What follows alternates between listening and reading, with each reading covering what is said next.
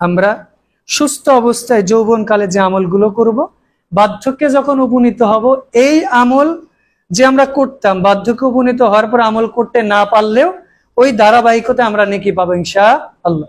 মানে আমি সালাত পড়তাম, দাওয়াতি কাজ করতাম, মানুষকে নাসিহা করতাম, বয়স হয়ে গেছে পারি না, তখন আল্লাহ এই নেকি দিতেই থাকবে। আর বয়স্ক যারা আগে কোনো আমল করেন নাই, এখন আপনার প্রতি মৌলিকভাবে জরুরি আল্লাহ সম্পর্কে, রাসূল সম্পর্কে আপনার আকীদা বা আপনার কনসেপ্টটা ক্লিয়ার রাখতে হবে।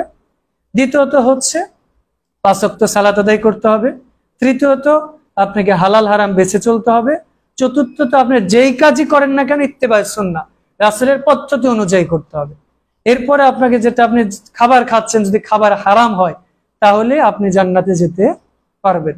এই জন্য বিশেষ করে যারা বয়স্ক আছে তাদের জন্য মৌলিকভাবে কাজ, আপনি অসুস্থ হন, যাই হোক, শুয়ে হোক, বসে হোক, চেয়ারে হোক, 5 ওয়াক্ত সালাত জামাতে আদায় করার চেষ্টা করবেন। যদি একান্তই সমস্যা না থাকে, আল্লাহ সম্পর্কে সঠিক আকীদা রাখতে হবে। রমাদান মাসের সিয়াম রাখতে হবে যদি অসুস্থ না হন, আর যদি অসুস্থ হন ফিদিয়া দিয়ে দিতে হবে। এরপরে কি করতে হবে? দান সদকা করতে হবে।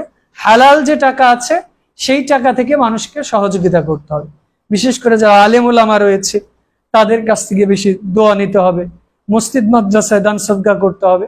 এই ওসিলায় আমি নেকি পেতে পারি ইনশাআল্লাহ। আল্লাহ আমাদের তৌফিক দান করুন, আমিন। আর